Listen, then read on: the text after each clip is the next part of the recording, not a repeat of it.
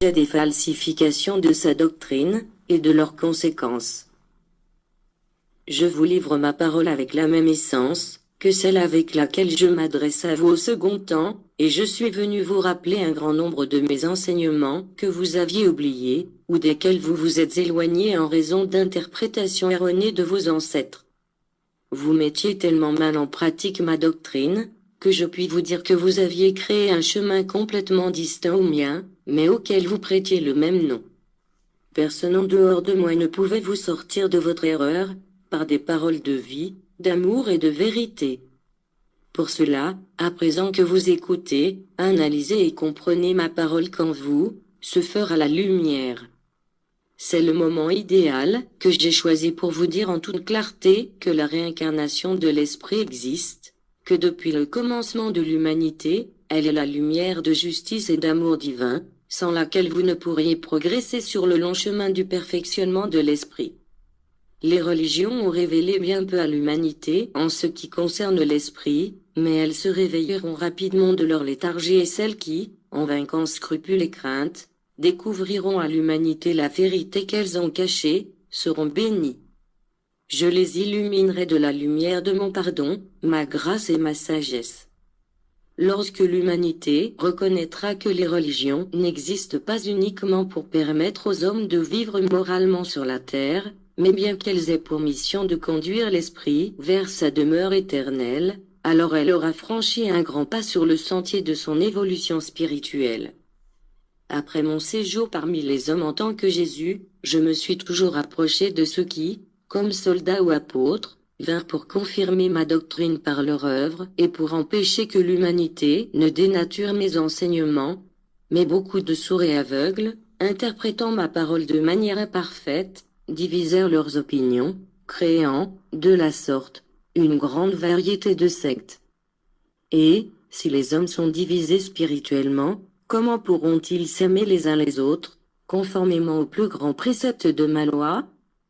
C'est pour cela que je vous dis que cette civilisation n'est qu'apparente, parce que les hommes eux-mêmes la détruisent.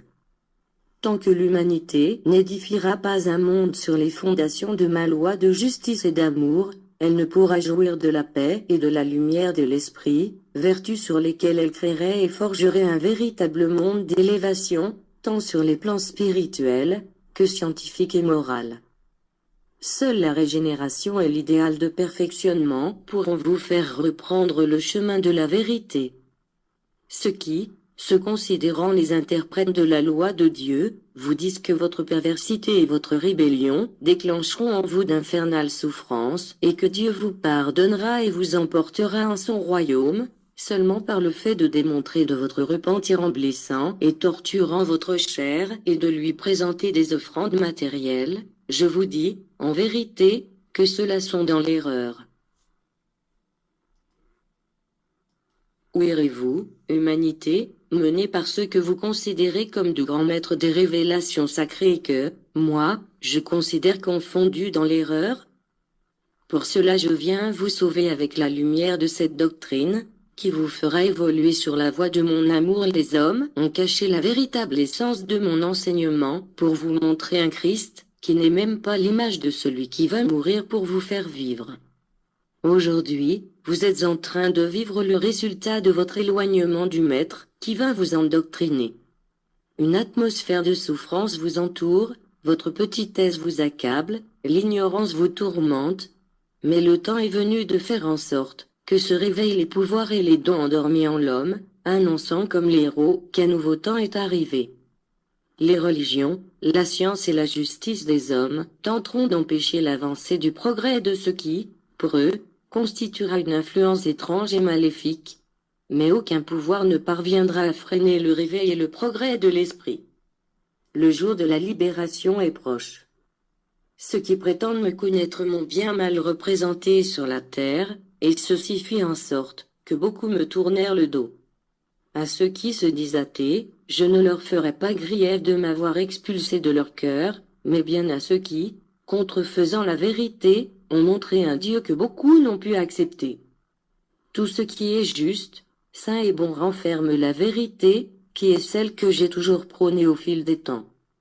l'heure est venue pour vous de devoir aimer à nouveau la vérité, ou encore, reconnaître ce qui est juste et ce qui est bon, puisque, né de moi, vous aurez à aspirer à l'élévation, l'éternité et la pureté. Oui, Israël, le cœur a toujours cherché à adorer des objets matériels. Louis s'est confiné dans la parole fleurie. Pour cela, ce que je livrais au second temps comme doctrine chrétienne, l'homme l'a modifié en la convertissant en religion. L'égoïsme, la cupidité et la vanité se sont toujours éveillés dans le cœur humain et se sont convertis en roi et seigneur pour faire en sorte que le peuple s'incline devant eux, le convertir en vassal ou en esclave, l'enchaîner au péché et le guider vers les ténèbres, la désorientation et la confusion. Les théologiens de cette ère viendront pour analyser en profondeur ma parole ainsi que les nouvelles révélations et demanderont « Qui es-tu, pour t'exprimer de la sorte ?» À l'instar des scribes et des pharisiens de ce temps-là qui se levèrent en me disant « Qui es-tu, toi qui viens désavouer et changer la loi de Moïse ?» Alors, je leur ferai comprendre que les 3 révélations constituent l'unique loi que je suis toujours venu enseigner et respecter. Beaucoup de ceux qui me jugent, à présent, sont ceux qui doutèrent au second temps, mais je les ai gardés et envoyés à nouveau sur la terre, pour qu'ils apprécient le triomphe de ma loi et ouvrent les yeux à la lumière. Dieu te bénisse.